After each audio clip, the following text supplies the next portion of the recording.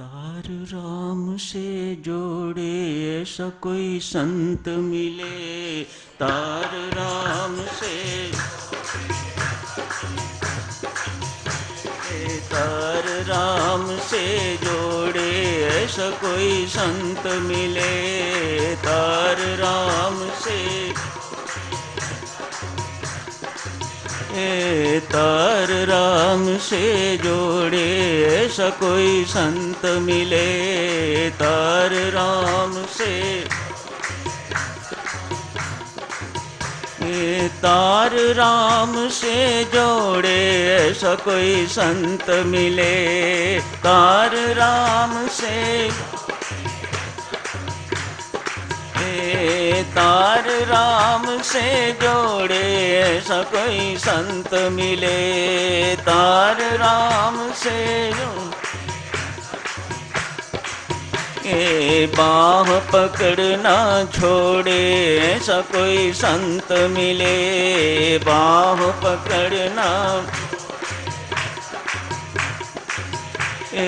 बाह पकड़ना छोड़े ऐसा कोई संत मिले, बाह पकड़,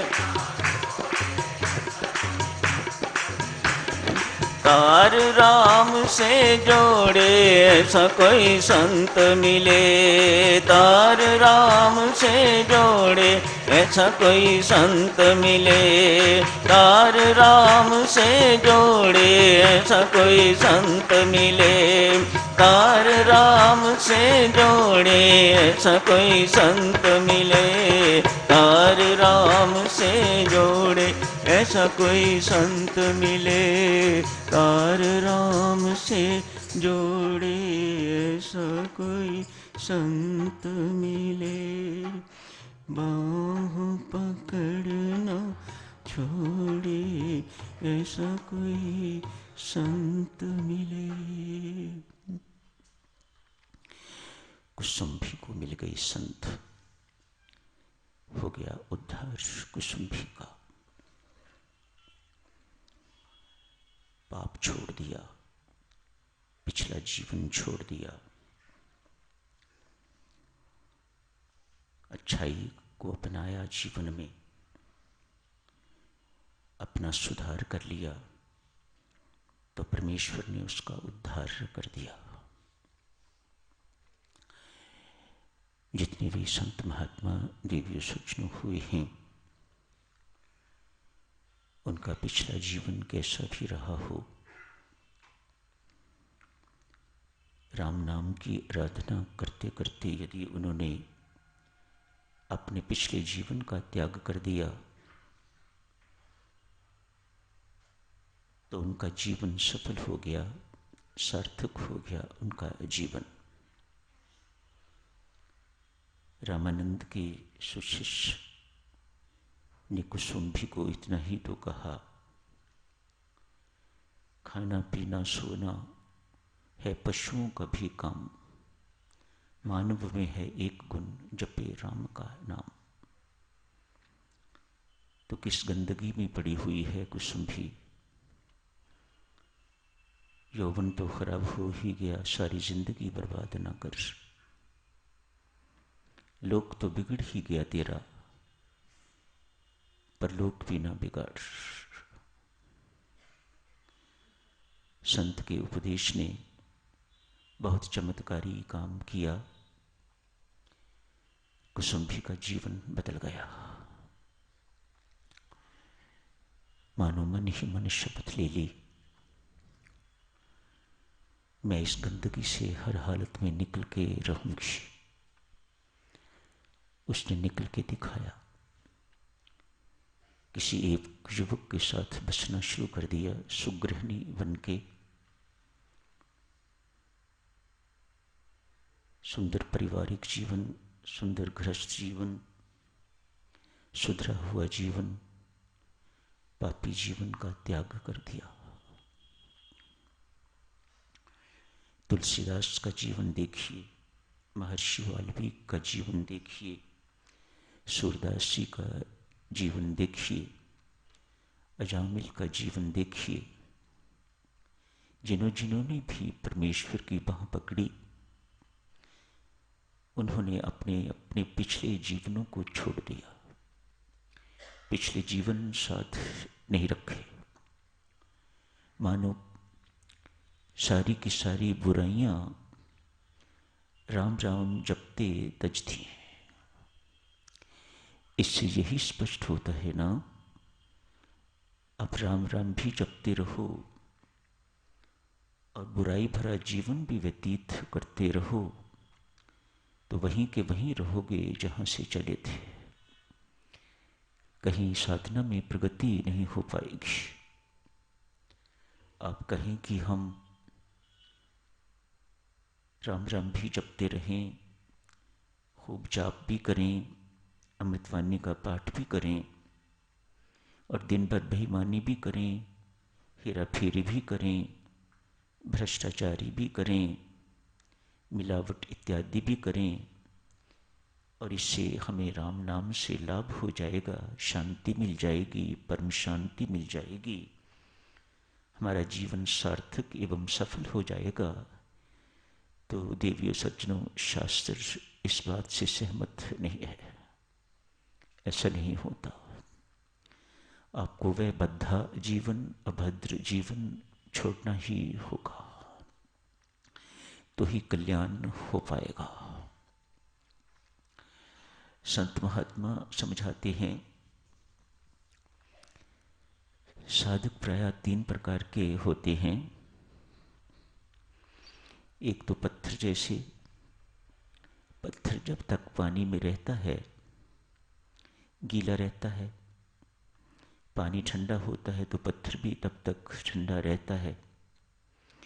बाहर निकलते ही पानी भी सूख जाता है और पत्थर की ठंडक भी धीरे धीरे कम होती जाती है, बाहर की टेम्परेचर जैसा हो जाता है।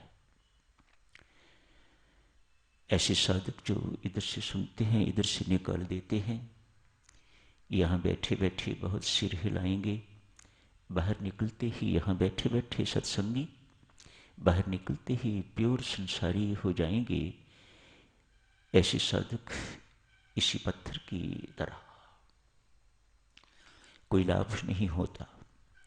वे अपने जीवन में बदलाव लाना ही नहीं चाहते। यदि जीवन में बदलाव लाना ही नहीं चाहते तो फिर परमात्मा क्या करे, कैसे सहायता करे उनकी। संत भी मिले, शास्त्र ने भी समझाया, संत ने भी उपदेश दिया, परमात्मा की कृपा का पात्र भी बनाया, उसके बावजूद भी जो साधक चलो परमेश्वर के दरबार में प्रार्थना करते हैं, यदि उनका किसी का संपर्क सीधा परमात्मा से हो चुका हुआ हो तो उन्हें अनुभव होता होगा।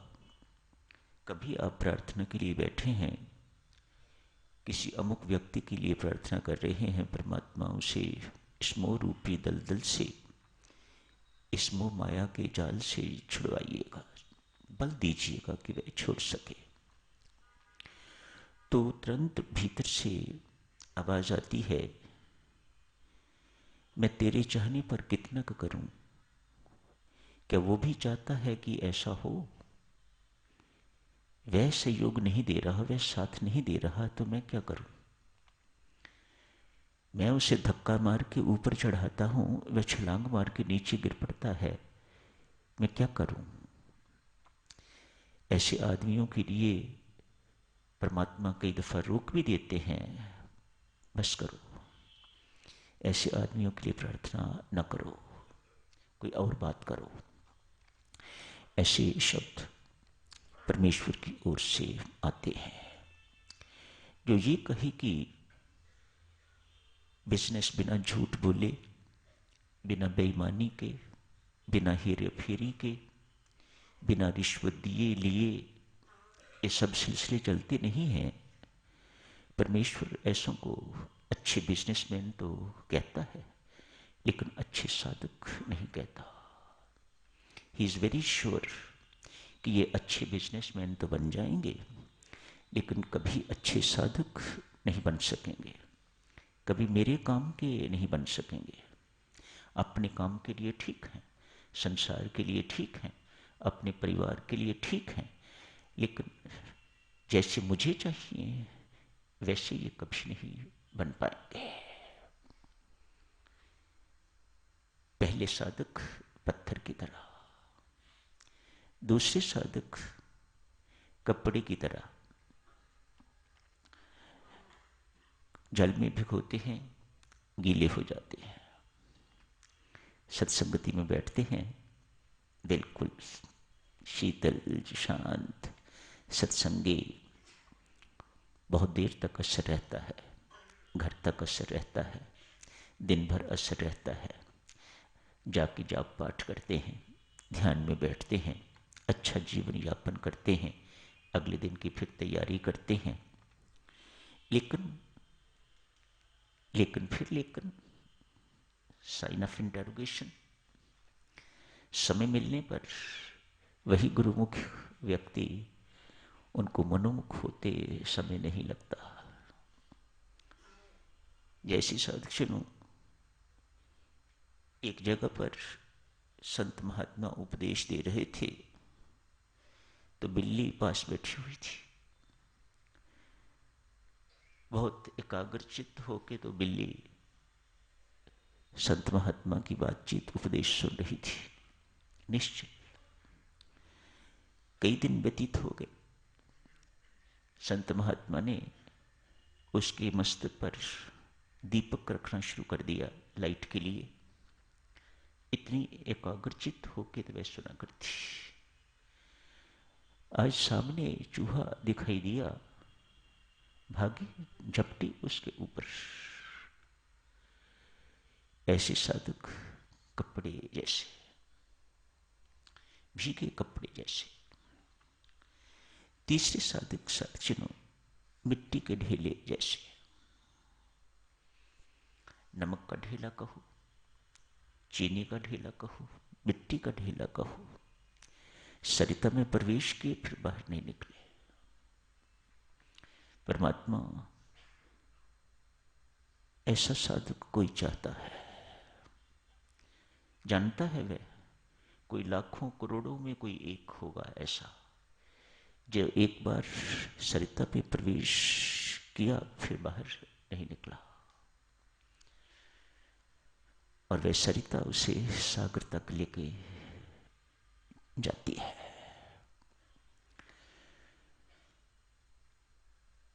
परमेश्वर ऐसे साधकों की भूरी भूरी प्रशंसा और कहता है, जैसे संसारिक वस्तुओं का लोभी, मैं ऐसे संतों का लोभी, ऐसे सज्जनों का लोभी। मेरा मन नहीं भरता, मेरा भीतर नहीं भरता, मेरा मन करता है और और और और और और आए। कुसुम्भी को मिल गए संत। कुसुम्भी ने अपना जीवन सुधार लिया, सार्थक बना लिया, सफल हो गया कुसुम्भी का जीवन। नारकीय जीवन, यही स्पष्ट हुआ ना, नारकीय जीवन।